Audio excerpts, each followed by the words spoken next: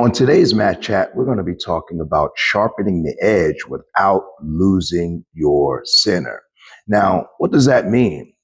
That means that when we are setting out to grow, when we are trying to improve, when we're trying to advance, we have to make sure that we do it in a way that doesn't destroy our base, that is productive and not counterproductive. We have to sometimes slow down in order to speed up. Sometimes we need to take a step back in order to take steps forward. And playing that balance is going to be important when we're talking about improving, because we don't want to put ourselves in a situation where we're doing ourselves more harm trying to do ourselves benefit. So the first thing that we'll start with is guarding your space, protecting your energy, setting boundaries. These things are important when you're talking about improving yourself, when you're talking about setting yourself up for success. But there's a way to do this, and there's a way not to do this. It's always a good idea to look for the path of least resistance. Now, when we say guard your space, that can sound maybe a little confrontational, but there's ways to do that without being confrontational, namely removing yourself from the environment. You can't, let's say that you want to stop drinking. You don't continue going to the bar and demand that they stop serving alcohol. No, you simply stop going to the bar. Let's say that you have people around you that encourage you to maybe do things that you shouldn't be doing. You don't try to dictate to them that they need to change their behavior so that you're comfortable and you're able to change your behavior. No, you remove yourself from the environment. Same thing with boundaries. And this is a common one, is that we'll have people in our lives that cross boundaries with us. And instead of simply removing ourselves from them, instead of simply not allowing them access to our time and to our energy, we want to go back and forth with them about how we don't appreciate the way that they're treating us. Again, when we're setting out to improve, when we're going after things, we have to make sure that we take the path of least resistance. So when you're talking about guarding your space, when you're talking about keeping your time and keeping your energy protected, it's going to be very difficult to dictate to the world around you how it should be, as opposed to if you notice an environment that is not helping your growth, simply removing yourself from it. So it's all about taking the path of least resistance. Now, sometimes when you're trying to grow, when you're trying to improve, we want to get from starting all the way to doing things lightning fast, to being proficient, to being efficient. And it doesn't happen that way. A lot of times we have to slow down. And that's one of the, outside of when I'm instructing, outside of keep your hands up, my next most quoted statement is slow down. If you can't do it slow, you can't do it fast. And a lot of times we'll have our eyes set on progress so tightly that we want to hurry up and get there. We want to get to the finish line as quickly as possible. And we have to remember that things take time. And we have to be willing to take the time in order to be able to do it right. So we have to slow down. Rushing causes mistakes. There's also a slow season. A lot of times when things aren't moving as quickly as you'd like them to move, that's a good time to start focusing on details that you might have skipped. That's a good time to slow down. So slowing down is very beneficial. And a lot of times it gets overlooked because the results aren't happening as quickly as we'd like them to happen.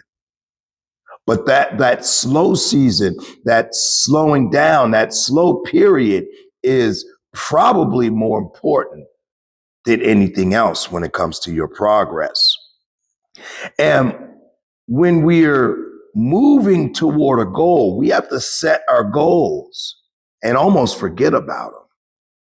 A lot of times we'll see this in combat sports. We'll see this in the fight game. We see it in life where everybody's chasing the finish. Everybody wants the picture perfect result. They want to hit the finish line.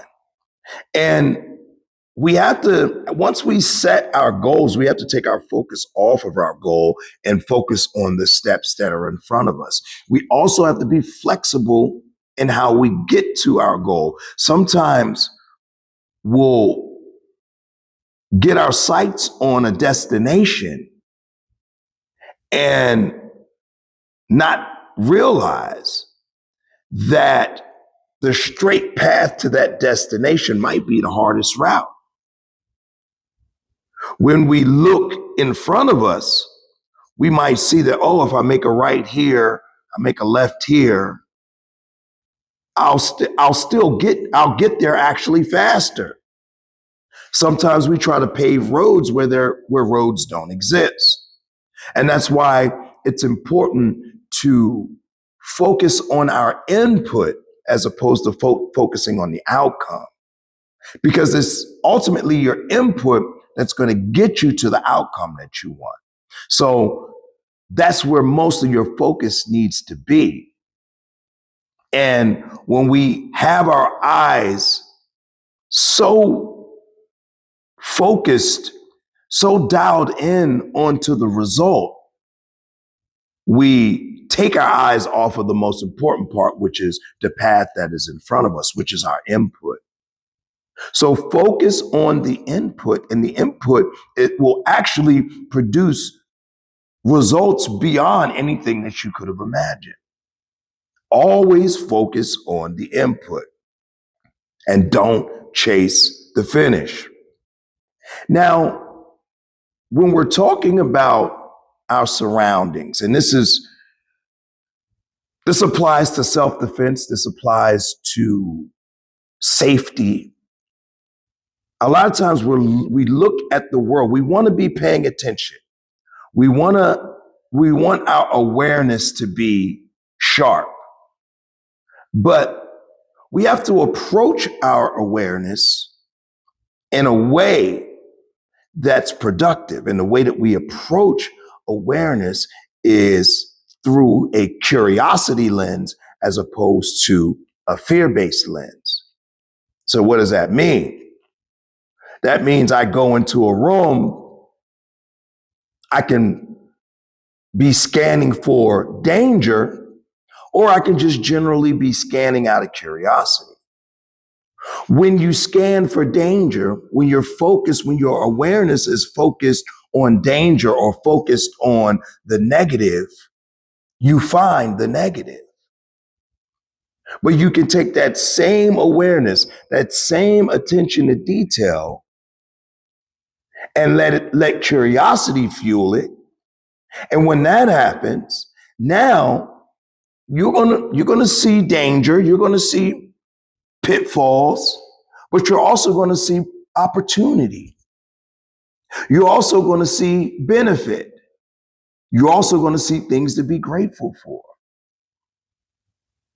So when we're talking about awareness, we have to be able to observe without tension.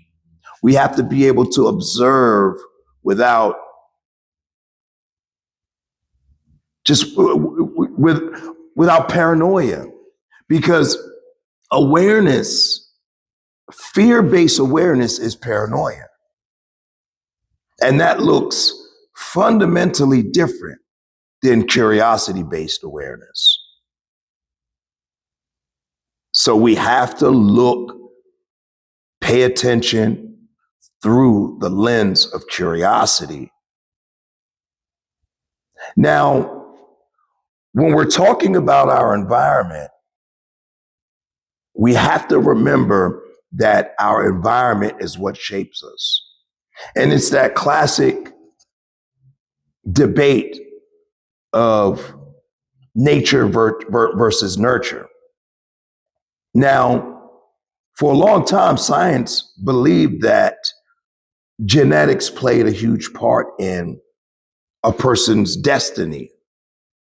If your parents had diabetes, then you're likely to have diabetes. If your grandparents had heart problems, then you will likely have heart problems, and so on. But now science and reality, on a whole, has is starting to agree how crucial our environment plays in how things unfold in our lives. We have to be careful to put ourselves, you could take the same person with the same upbringing and put them in different environments and get fundamentally different results. That's how important environment is. So we have to make sure that we put ourselves in the right environments that are going to encourage and fuel the results that we're looking for. We have to put ourselves around the people that encourage the results that we're looking for. If we're looking to be fit, we need to hang around with fit people. If we're looking to be successful, we need to hang around successful people. If we're looking to find opportunity, we need to hang around where opportunity is. No one, for the most part, will outgrow their environment. If you're in an environment that encourages stagnation, that encourages procrastination, that encourages laziness, that environment will influence you to follow suit.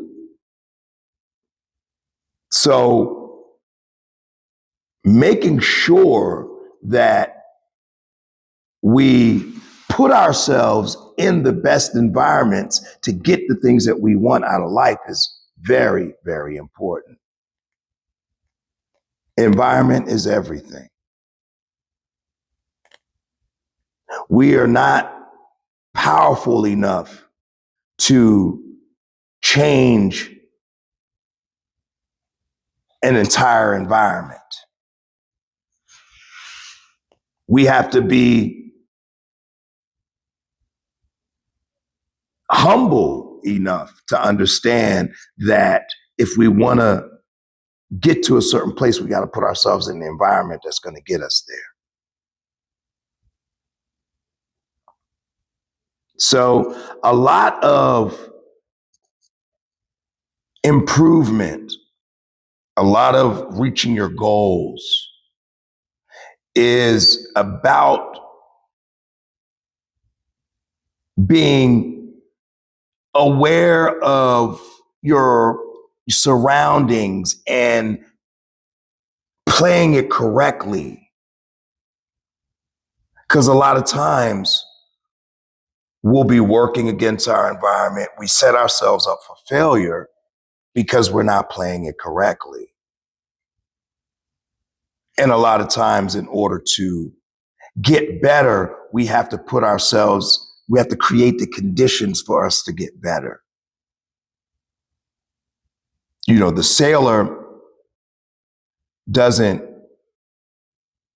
go in the ocean thinking they're going to control the current or control the wind. They adjust their sails and they focus on what's going on in the boat in order to use that environment to get to where they want to get to. And sometimes that means slowing down. Sometimes that means taking a different route. Sometimes that means backing up. It's not linear. And we have to be aware enough to know when we need to pull back, when we need to step on the gas. It's not always accelerate, accelerate, accelerate. As a matter of fact, a lot of times it's slow down. So let's keep that in mind. All right, guys. Glad you guys paid attention today. Coach Sully, Reps and Sweat, Frederick, Maryland. This was MatChat.